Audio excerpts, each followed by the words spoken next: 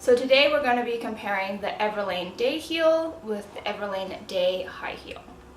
Hey guys, this is Sophia, and as you all know, we are comparing the Everlane Day Heel and the Everlane Day High Heel.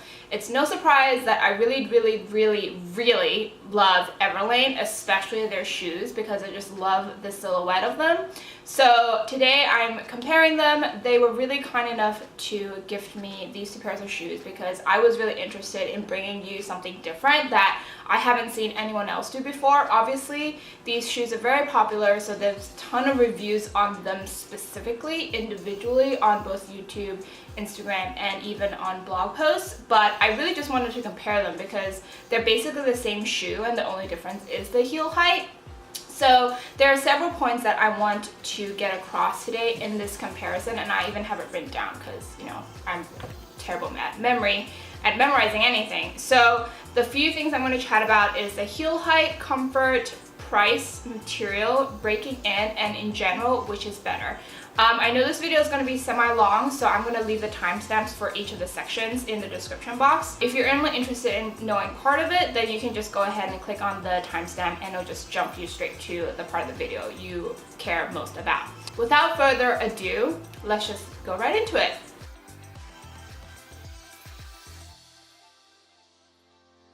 So in terms of heel height, you know, there's obviously a difference. The day heel is 2 inches and the day high heel is 2.75 inches. So you can see right here, hopefully it'll focus. It is a pretty significant difference. For me, I'm short, I'm 5'3"-ish. I really don't know. But so obviously I prefer the one with a higher heel just because it'll make me look taller, especially when I'm standing next to my 6-foot boyfriend. And we'll talk more about this in terms of comfort. Obviously the shorter heel is more comfortable. And we'll also talk about this in terms of price. But that is the heel difference. It really doesn't look that much, but when you look at them individually, you think, oh, this is super tall, and then like this is super manageable. And that's kind of the vibe you get when you're wearing them as well, is that this one almost feels like a pair of flats, and then this one feels like a regular high heel. But I do notice that the heel size for both the shoes, the high heel is a little bit smaller, but this one is a little bit more block and a little bit more big, which is probably why this is more comfortable and why people swear by this so much. But this heel is not that bad either. It's still a significant block heel.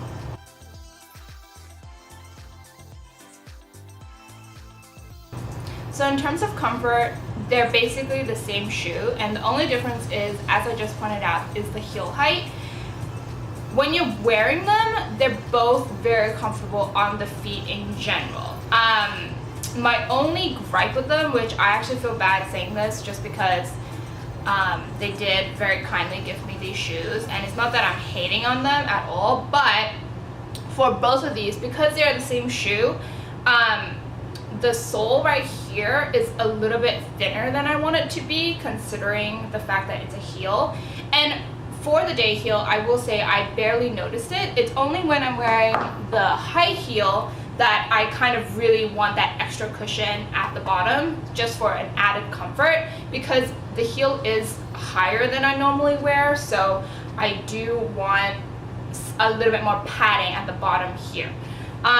But overall, they're definitely very comfortable. I can 100% see why people love them so much, just because once I'm done breaking into them, I will definitely be wearing these a ton, despite the fact that it's not that there's a lack of cushion, let me just say right there. There is a cushion, it's just not enough considering the height of the shoe. But like I said, they are very comfortable. They're both very comfortable. There's no one shoe is more comfortable than the other, unless we're including the fact that one high heel is bigger than the other high heel.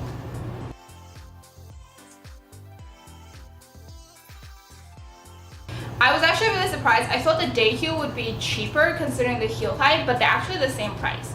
So they are both $145, which I know is kind of steep, but if you're a fan of Everlane, or if you know of Everlane at all, they actually mark down the price of their shoe compared to other companies. So I believe on the website they say that these shoes would cost traditional retail about $225, but they only ask customers to pay for $145. Keep in mind that this is also Everlane, so Everlane has an option, I guess every season. I don't know if they do right now, but they usually have an option for choose what you pay.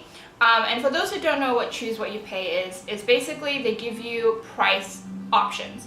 So in the past, I've seen the day heel be priced, by the way, don't quote me on this. This is purely based on past memory, so I could be totally off. But I've seen this being priced at $89, I believe $115, and then $145. So they really do take their customers into consideration. So I really appreciate that. And even though $145 is pretty steep in my opinion for a pair of shoes, the quality just cannot be beat. Which kind of goes into my next point, which is material.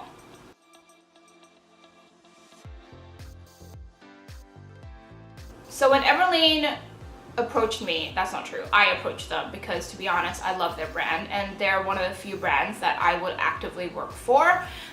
So when I approached them, they asked me, and they were okay with this, collaboration and content. They asked me what kind of shoe I want. And to be honest, I wanted 2 pairs of leather day heel / day high heel, but I decided that it'd be actually more helpful if I had one in suede and one in leather, just to compare the material as well. Only because all my other Everlane shoes are all in leather and I don't have any suede, so I'm curious, what the deal is with their suede. So the leather on this shoe is just as good as all the other leather shoes that they make. It's just as soft, but I will say, actually we can talk about that in a second. It's just as soft, it's a little bit more stiffer than, say, their day glove, which is their flats, which, by the way, I love. I have 3 pairs of them. They're just as soft, they're just not as thin and malleable. So it's a little bit more stiffer, and that's just the only difference. Now, in terms of the suede, I found this to be the most interesting because I believe this is leather lined inside. So it's not just suede on the outside, it's also leather on the inside, which actually, in my opinion, makes it twice the more durable.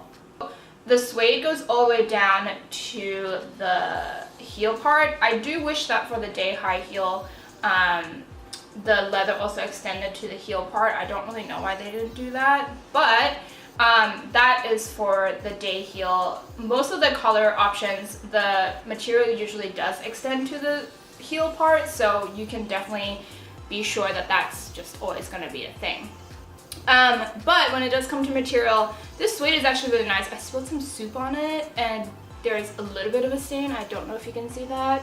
Like I said, I spilled it, so it's not the brand's fault.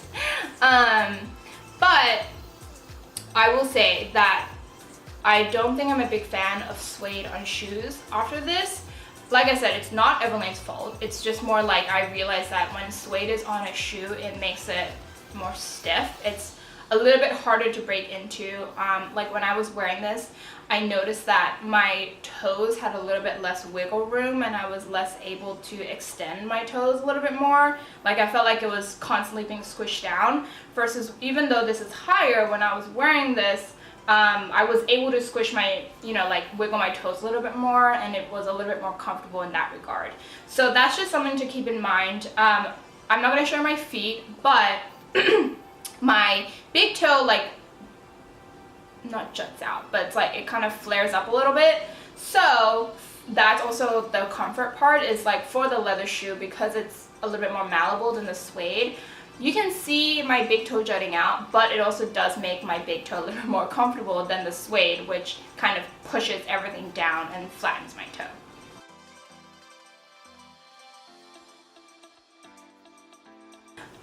Let's talk breaking in. I haven't totally broken in these shoes yet, and that's only because of the toe situation. So a lot of the questions I got was whether or not this part is comfortable and whether or not it would dig in. These shoes are different in terms of other new shoes I've ever bought. So like when you buy new shoes, you always get the problem is the heel. right? Like the heel part is always the part that's rubbing against your ankle, that's always giving you blisters, etc., etc. But these shoes is the exact opposite. For me, the problem was in this part of the shoe. This was so comfortable, I barely noticed it.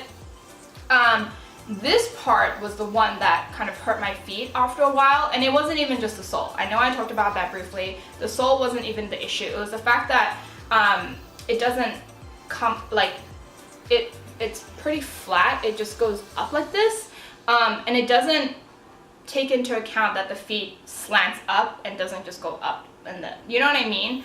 So this part is the part I need to break into.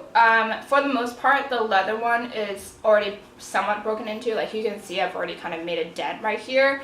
The suede one is just kind of stiff. So definitely keep that in mind, especially if you're interested in buying these shoes. I would probably recommend, if you're going to buy these, just stick with the leather, unless, you know, your feet is completely flat and doesn't have a weird arch like mine does, I guess.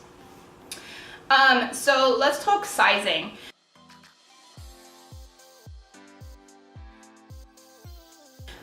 I actually think they're pretty much true to size. I wear a size 7 shoe normally, and for the most part my toes go up to here. However, the problem is my toes are always squished when I'm wearing these shoes. It's almost like they don't think I have a pinky toe. And I don't know if this is the fault of the brand or if it's just I have weird feet. Let's just keep that out there. I kind of wish I had sized half size up, which is really nice that they do that.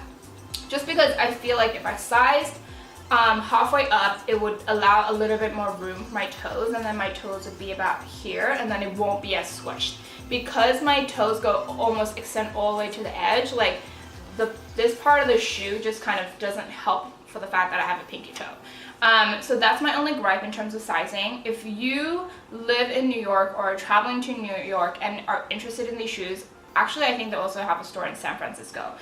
So if you're going to either of those places, I highly recommend you try these shoes in store, just because you never know, especially with shoes. I personally don't like buying shoes online without having tried them in store first, because you never know what a shoe will look like, no matter how many photos they put on their website. So that's my recommendation. If you are gonna give it a shot, their return policy is extremely nice. So you can definitely always buy them online. I'm just saying that if you have the luxury to go to their store, I highly recommend you go to their store first. So my recommendation would be to size half size up for these shoes, especially because they have the ruching, which I will talk about next. So when I first opened these, I was a little bit worried, not gonna lie, because everlane, these shoes are popular because of their ruching and because they're supposed to be so comfortable that they don't, you know, hurt your ankle when you put them on for the first time or any time after that. However, leather, if you know the material at all, is very susceptible to wrinkles. So let me just show you a really close up. Hopefully you can see that. So when I opened it, it looked like this, which to me, I was a little bit worried. I actually thought that they had given me like a try-on pair, you know, like the ones I have on display on the store, but they didn't. These are brand new, by the way. I'm not gonna, you know, insult them, but this came with like the shoe actually looked like this. So there are a ton of creases in the leather, and like I said, I got the white ones, so maybe that's why they're more noticeable to me. But that's just something to keep in mind. Like even if I stretch it out like this, you can still see it. Like it's still very much visible, which definitely kind of sucks. However, you know, it makes the back more comfortable, so I really have no gripe. And the last thing I want to say is this is not just for decoration. This is actually useful and very much needed because of the ruching. Because as soon as you slip your feet on, you want something to be able to hold onto this so you can put the back of your heel, and this is what it does. I do not have the same problem with the suede, because the suede, like, you literally cannot see any creases. The only reason why I can see those creases is because I've worn them a few times already. And I've kind of worn them like this, which I'm pretty sure the brand is gonna be like, what the hell are you doing to our shoes? Honestly, the back half is 100% great. It's just the front half does take some time getting used to and breaking in.